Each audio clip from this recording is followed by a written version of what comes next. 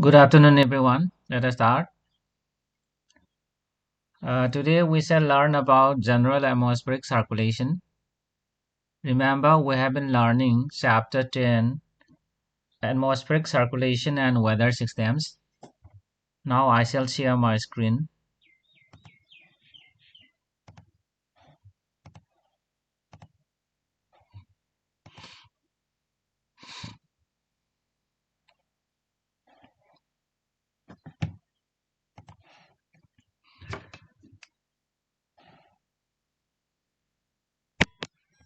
So, we have the topic General Circulation of the Atmosphere. Let us read. The pattern of planetary winds largely depends on number one, latitudinal variation of atmospheric heating. About the latitudinal variation of atmospheric heating, we have already discussed in the previous lesson. I will show you one diagram here.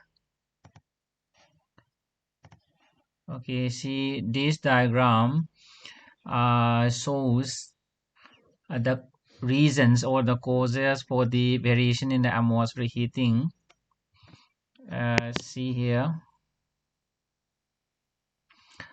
Here, near the equator,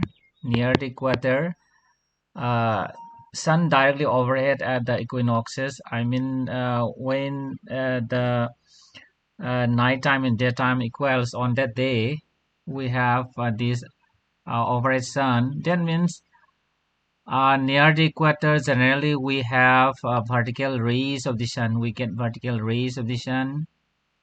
And as we move away from the equator towards the poles, uh, the sun's rays incline. See here near the polar region, we have this low angle of incoming sunlight here. Suppose this is a tangent, and here the angle form here is a low. That means the angle of inclination varies with latitude, and accordingly, there is variation in the heating of the atmosphere. Because we have already learned that uh, these inclined rays cover more surface area, and hence the heat is distributed over a larger area, and that is why we feel cold here and we feel hot here. And next, emergence of pressure belts.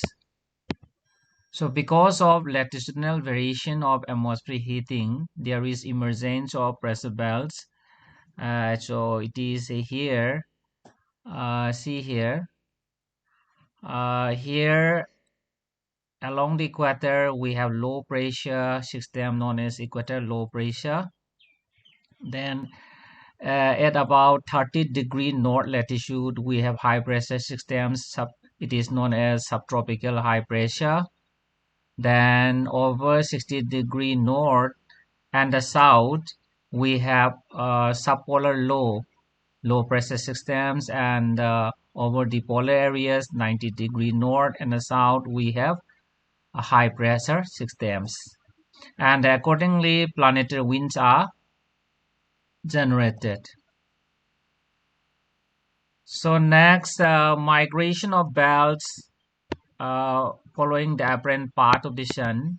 Actually, these pressure belts that we have seen now, these pressure belts, equatorial low pressure, subtropical high pressure, subpolar low, all these pressure belts migrate with the apparent movement of the sun. Actually, you will be observing that during the winter season, the sun is going to the south, and when the summer season sets in, then the sun is going to the north and comes to our overhead.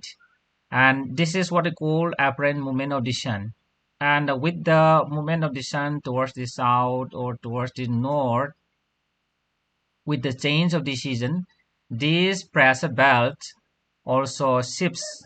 Okay, this pressure belt also shifts towards the north or towards the south. Let's see here. It may be moving.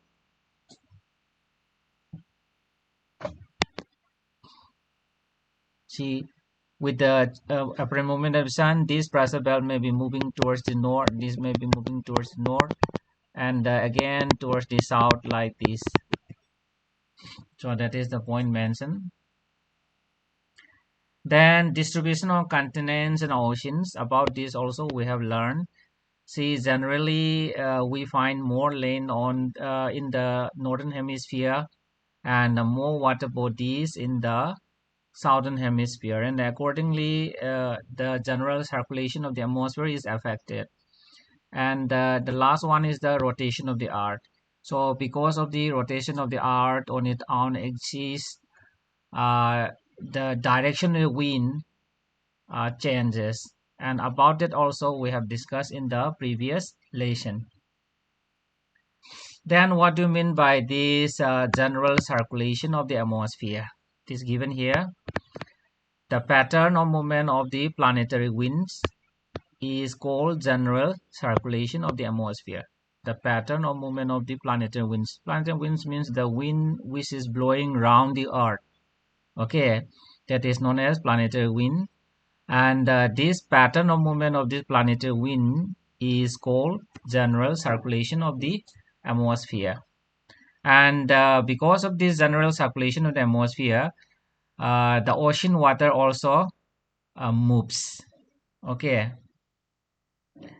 So next we have this diagram, figure number 10.6. So before we discuss about the general circulation of the atmosphere, do you have any question, boys? Boys, do you have questions? No, sir. Okay. So let us read this area. So the air at the intertropical convergence zone ITCZ rises because of convection caused by high insolation, and low pressure is created. And the winds from the tropics converge at this low pressure zone, and this is what we call the wind is known as trade winds. So I will show one diagram here. Just see here, we have learned that here we have equator. Okay, here we have equator, and along the equator we find low pressure systems. This is known as equatorial low pressure belt. And let us say this is the surface, and here let us say this is equator, and here we have 90-degree south, for example, 90-degree north. And along the equator, see, air is heated by the vertical rays of the sun, and that is why the warm air rises upwards. And as soon as it reaches the tropopause here, let us say this is the tropopause, and it will be bifurcated, one towards the south, another towards the north. And here at the surface, here at the surface, for example, here this is 30-degree north. This is 30-degree north, and here we have 30-degree south. And we have learned that here at the equator, low pressure is formed because of the heating of by the sunlight. And here, because of the see, when the air moves towards the south and north for thousands of kilometers, it is cooled down and it is sinking down at around 30-degree south and north here. And because of this, high pressure is developed here. Okay, here also high pressure is developed here. High pressure.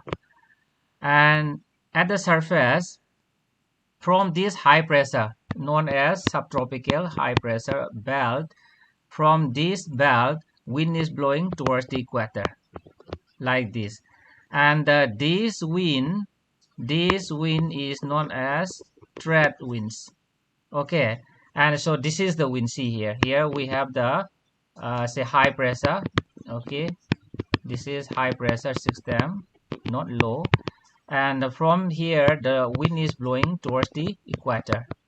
And this wind is known as northeast trade wind in the northern hemisphere, and the southeast trade winds in the southern hemisphere. Here also we have high pressure systems known as subtropical high pressure system. Then and after that, see, we have reached up to here. Okay, the sorry, here let us read this area. We have been up to here. Part of the accumulated air sinks to the ground from the subtropical high.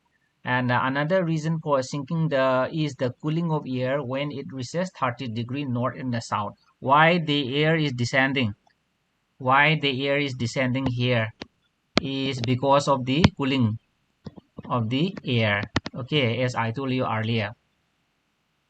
And hence high pressure is developed here. This is what we call mechanical. This is mechanical process, not thermal, not because of thermal process. Okay.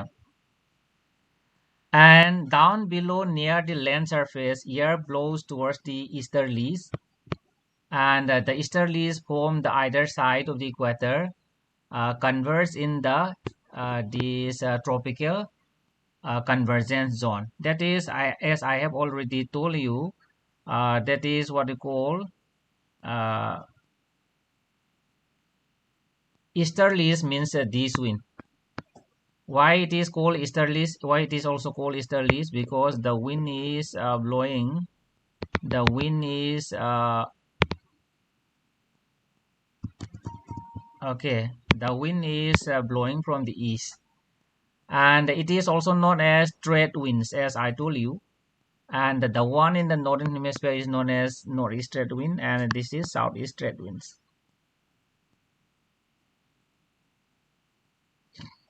Any question, boys? And these trade winds are converging here at this along the equator, and the place where the trade wind converges is known as ITCZ. Okay, here, this area, this zone is known as intertropical convergence zone, that is ITCZ.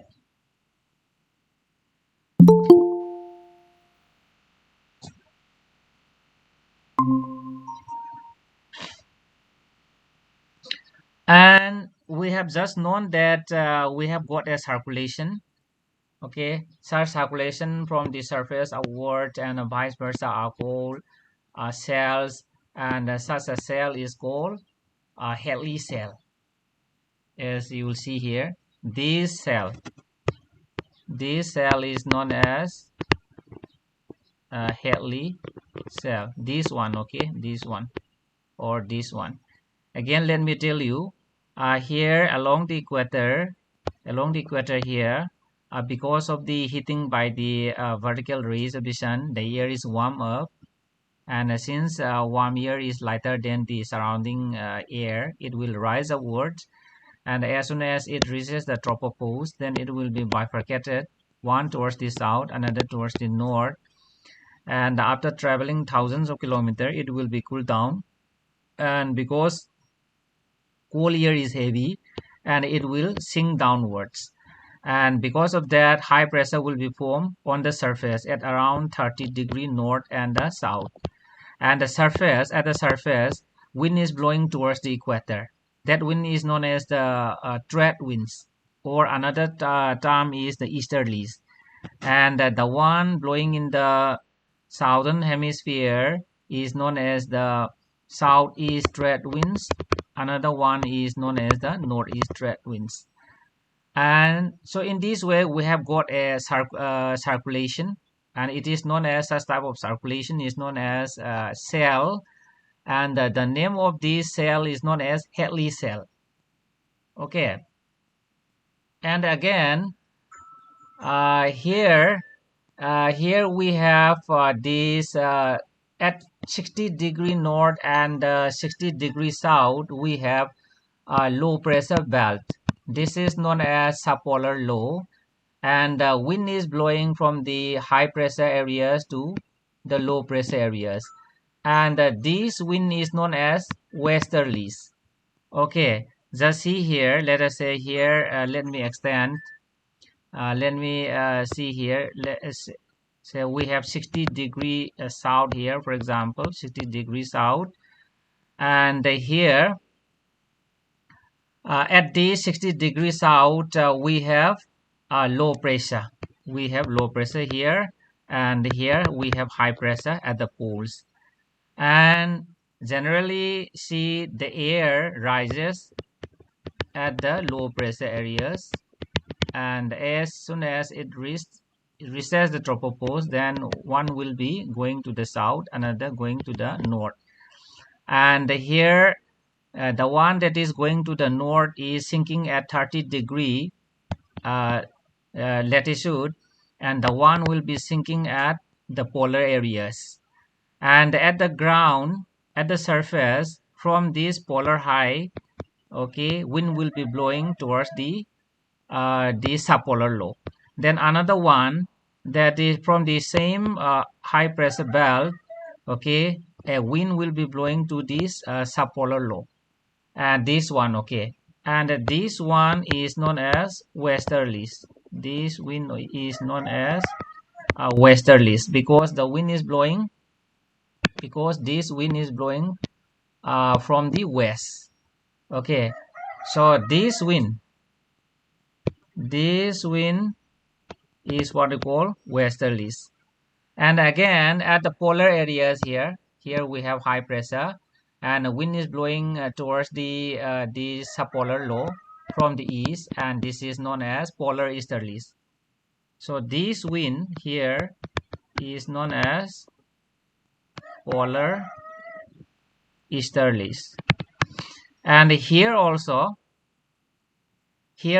we have got a cell here, and this cell is known as Ferrel cell.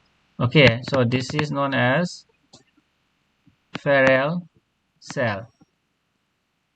So in this way you will form you will get so many cells here. Another cell is also developed here, okay, at the polar region. So let us continue.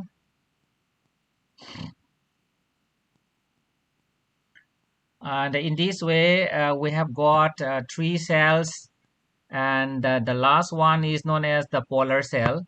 Okay, just see here. Again, let us go to the southern hemisphere. What is the name of this cell? This cell is known as Hadley cell. This cell is known as Hadley cell. This one is known as Ferrel cell. The last one is known as polar cell. So here in this way we have got 3 cells, and because of this atmospheric circulation, it is transferred from the equatorial areas to the polar areas, and this is what we call general circulation of the atmosphere. So up to here, any question, boys?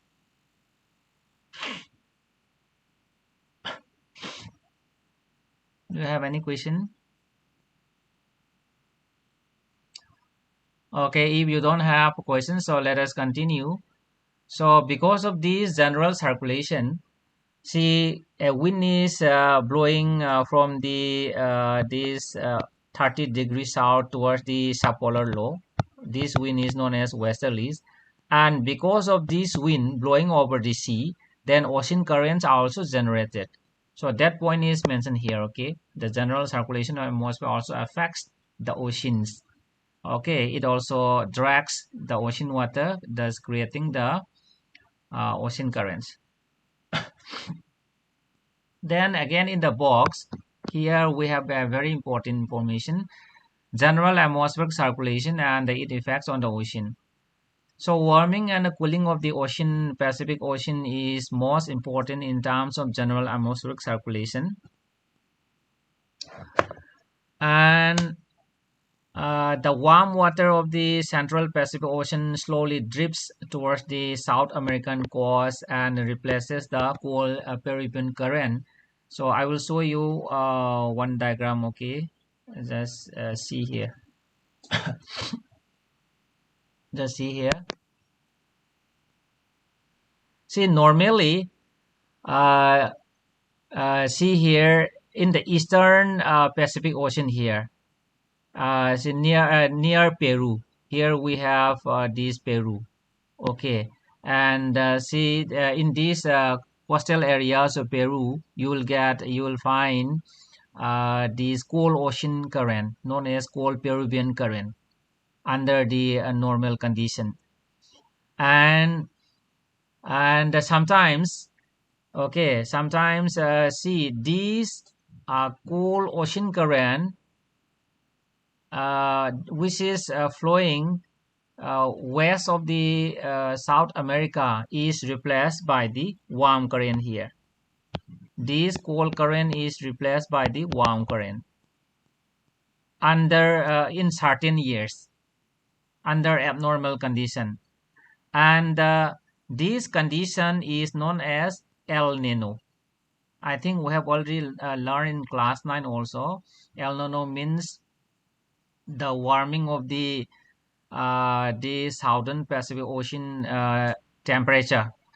And see, it occurs when the cold Peruvian current is replaced by the warm ocean currents. And this El Nino event is associated with the change in the pressure condition. See here, under the normal condition, the tropical eastern Indian Ocean occurs, okay, low pressure. And here in the eastern Pacific Ocean, in the eastern southern Pacific Ocean, you will find high pressure. As I will see in the color, high pressure here. And in when there is El Nino, there will be change in the pressure system also. Just see here under the in the normal condition we have this low pressure in the eastern tropical Indian Ocean. But in certain years, when there is El Nino year, then this low pressure is replaced by the high pressure. And again, this high pressure in the southern eastern Pacific Ocean is replaced by the low pressure. So these changes in the pressure condition is known as southern oscillation. And the combined effect of El Nino and this pressure change is known as El Nino El Nino southern oscillation, that is ENSO events. Okay, so are you clear? Just see here.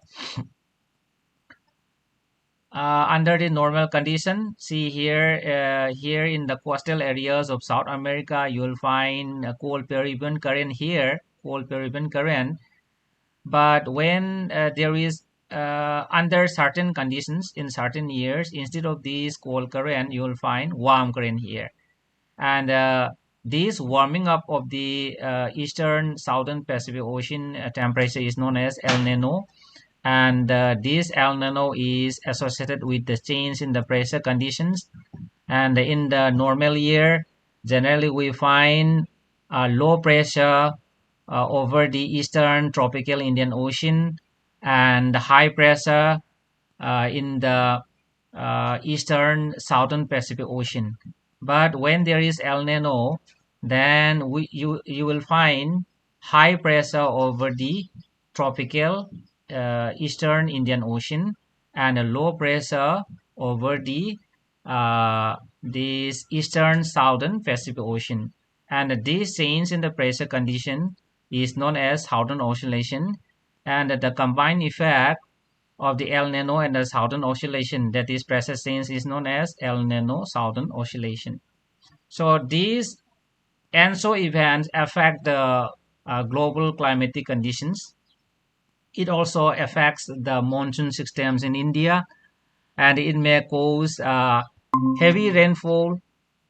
Okay, it may cause heavy rainfall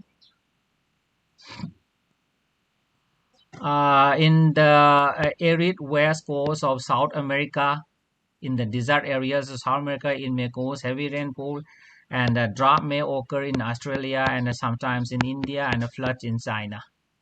So it also affects the this Indian monsoon. Up to here, any question, boys and boys?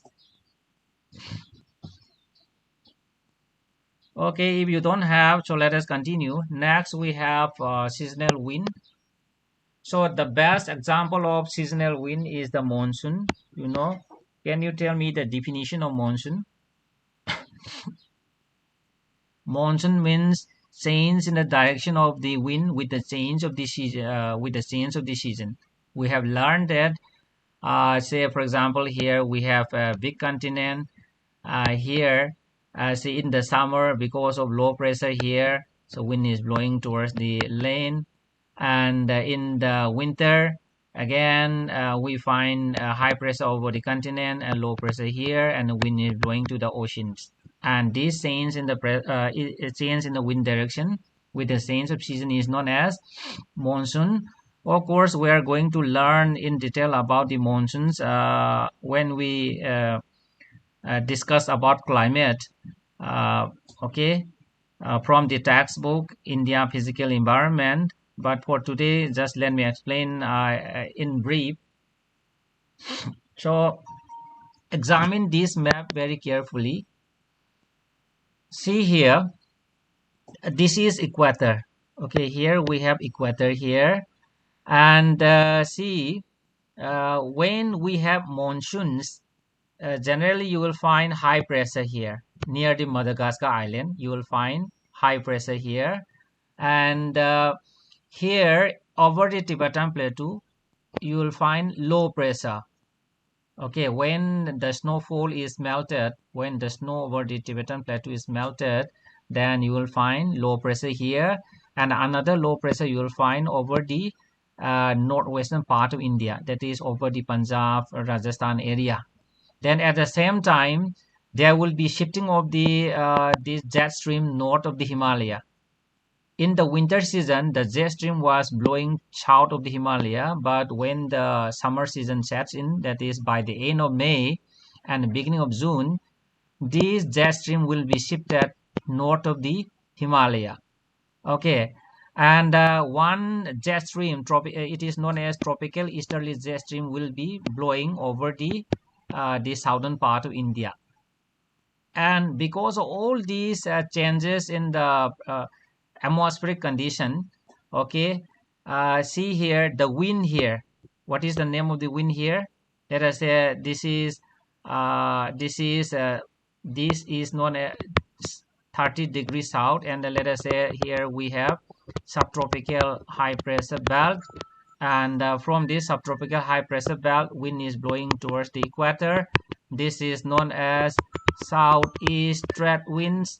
And when we have low pressure here, low pressure over the Tibetan plateau, and a shifting of the jet stream, westerly jet stream north of the Himalaya, and development of high pressure near Madagascar island, these southeast trade will be attracted towards India.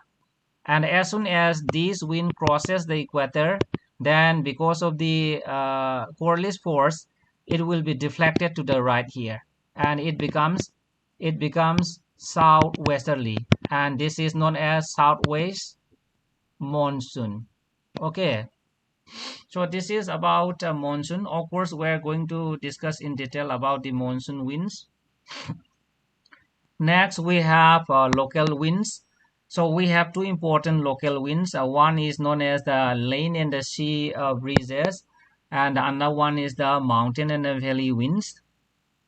See, we have also already learned in the previous chapter about the land and the sea breezes affecting the climate of coastal areas. Again, let us read. See, during the day, the land heats up faster and becomes warmer than the sea, and therefore over the land the air rises, giving rise to the low pressure area. And whereas the sea is relatively cool and the pressure over the sea relatively high, and thus pressure gradient is from sea to land, and is created, and wind blows from sea to the land as a sea breeze. And in the night time, what happens is that the reversal of condition take place, and the land losses hit faster and is cooler than the sea, and because of that, pressure gradient is from the land to the sea, and hence land breeze result. And figure number 10.7 shows the same. This is sea breeze, and this is land breeze. Land breeze means the wind coming from blowing from the land. Sea breeze means the wind blowing from the sea. Okay, so I will show you one more diagram here. See, as we have read earlier, that during the daytime here, because of the heating by the sunlight, see, land is warming up faster than the seawater, and because of that, we will find low pressure over the land and high pressure over the sea. So pressure gradient is from the sea to land, and that is why this cold wind is blowing from sea towards the land. Okay, and this is known as sea breeze. And in the night time, again in the night time, the land cools down very quickly, and that is why here here high pressure is developed, and whereas the seawater still remain warm, and that is why we find low pressure here, and the pressure gradient is from land to sea, and the wind is blowing from land towards the sea, and this is known as what? This is known as land breeze.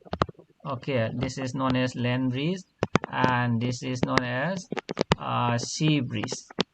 Okay. And another one is the mountain and the valley wind. So in the mountainous region also, during the day, the slope gets heated up, and the air moves upslope, and to fill the resulting gap, the air from the valley blows up the valley, and this wind is known as valley breeze. And during the night here, the slopes get cool, and the dense air descends into the valley as the mountain wind, and it is also known as katapatic wind, and the valley wind is also known as anabatic wind. Okay, just I will show one more diagram.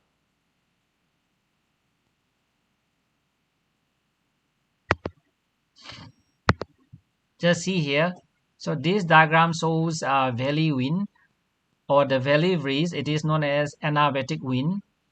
Okay, as I see here, during the daytime, see, we have the sun here, this valley side, these mountain slopes warm up quickly, and because of that, this warm air will rises upwards, and to fill up the vacuum, then from these lower areas, again the wind will blow upwards, and this wind is known as valley breeze or the anabatic wind.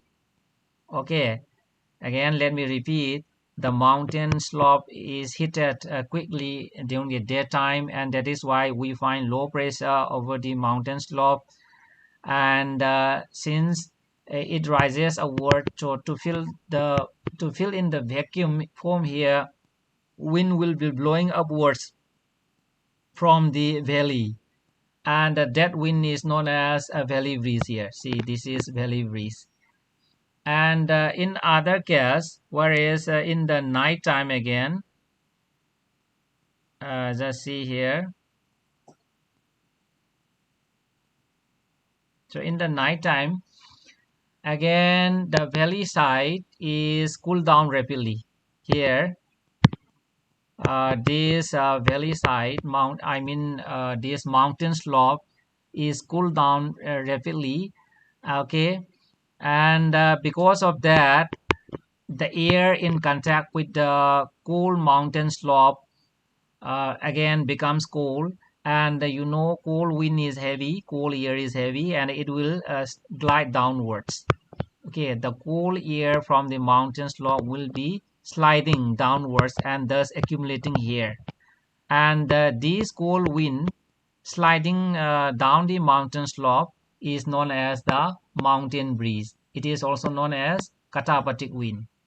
Okay, so in this way, mountain and the valley regions are created, and it also affects the local temperature conditions. Up to here, any question, boys? No, sir.